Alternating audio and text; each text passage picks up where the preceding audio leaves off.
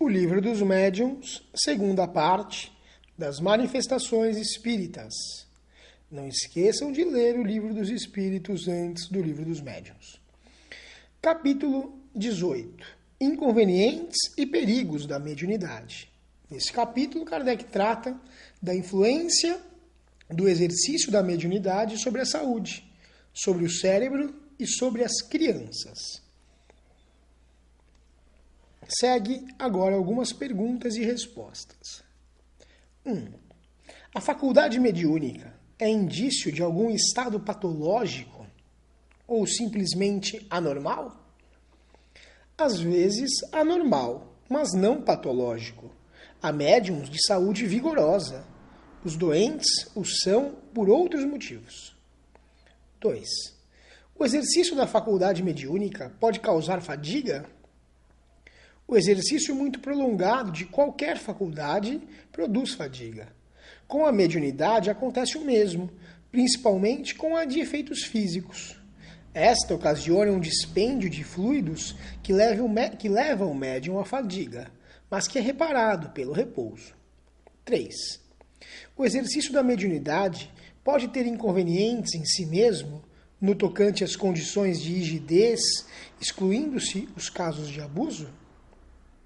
Há casos em que é prudente e mesmo necessário abster-se ou, pelo menos, moderar o uso da mediunidade. Isso depende do estado físico e moral do médium, que geralmente o percebe. Quando ele começa a sentir-se fatigado, deve abster-se. 4. Esse exercício teria mais inconvenientes para uma pessoa do que para outras? Como já disse, isso depende do estado físico e moral do médium. Há pessoas que devem evitar qualquer causa de superexcitação, e a prática mediúnica seria uma delas. 5. A mediunidade poderia produzir a loucura? Não produziria mais do que qualquer outra coisa, quando a fraqueza do cérebro não oferecer predisposição para isso. A mediunidade não produzirá a loucura, se já não existir em germe. Mas se o seu princípio já existe, o que facilmente se conhece pelas condições psíquicas e mentais da pessoa, o bom senso nos diz que devemos ter todos os cuidados necessários, pois nesse caso, qualquer abalo será prejudicial. 6. Será inconveniente desenvolver a mediunidade das crianças? Certamente. E sustento que é muito perigoso, porque esses organismos frágeis e delicados seriam muito abalados e sua imaginação infantil muito superexcitada. Assim, os pais prudentes as afastam dessas ideias, ou pelo menos só lhes falarão a respeito no tocante às consequências morais. 7. Mas há crianças que são médiuns naturais, seja de efeitos físicos, de escrita ou de visões. Haveria nesses casos o mesmo inconveniente? Não. Quando a faculdade se manifesta espontânea numa criança, é que pertence à sua própria natureza e que a sua constituição é adequada. Não se dá o mesmo quando a mediunidade é provocada e excitada. Observa-se que a criança que tem visões geralmente pouco se impressiona com isso. As visões lhe parecem muito naturais, de maneira que ela lhes dá pouca atenção e quase sempre as esquece.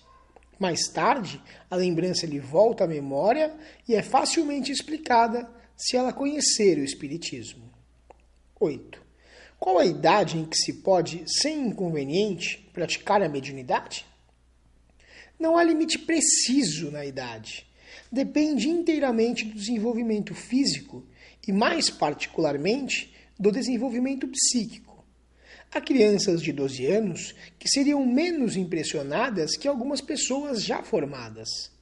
Refiro-me à mediunidade em geral, pois a de efeitos físicos é mais fatigante para o corpo. Quando é escrita, há outro inconveniente, o que é a falta de experiência da criança, no caso de querer praticá-la sozinha ou fazer dela um brinquedo. Segue orientações de Kardec. A prática do espiritismo, como adiante veremos, requer muito tato para se desfazer o embuste dos espíritos mistificadores. Se homens feitos são por eles enganados, a infância e a juventude estão ainda mais expostas a isso, por sua inexperiência. Sabe-se também que o recolhimento é condição essencial para se tratar com espíritos sérios. As evocações feitas levianamente ou por divertimento constituem verdadeira profanação, que abre a porta aos espíritos zombeteiros e malfazejos. Como não se pode esperar de uma criança a gravidade necessária a um ato semelhante, seria de temer que, entregue a si mesma, ela o transformasse em brinquedo. Mesmo nas condições mais favoráveis, é de se desejar que uma criança dotada de mediunidade só exerça sob a vigilância de pessoas experimentadas, que lhe ensinarão, por exemplo, o respeito devido às almas dos que já se foram deste mundo. Vê-se, pois, que o problema da idade está subordinado tanto às condições do desenvolvimento físico, quanto às do caráter ou amadurecimento moral.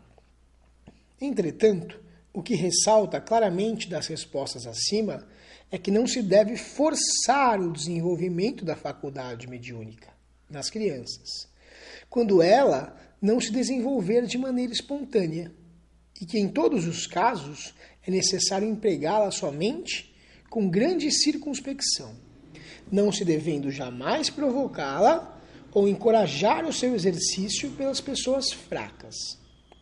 Deve-se afastar da prática mediúnica, por todos os meios possíveis, as que apresentem os menores sinais de excentricidade nas ideias ou de enfraquecimento das faculdades mentais, porque são evidentemente predispostas à loucura. De qualquer motivo de superexcitação pode desenvolver.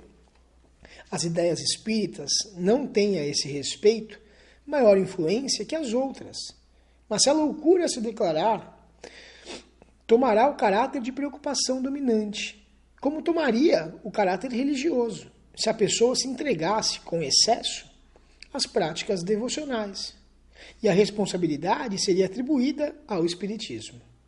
O que se pode fazer de melhor com qualquer pessoa que revele tendência à ideia fixa é dirigir as suas preocupações em outra direção, a fim de proporcionar descanso aos órgãos enfraquecidos. Chamamos a atenção dos leitores a esse respeito para o item 12 da introdução de O Livro dos Espíritos.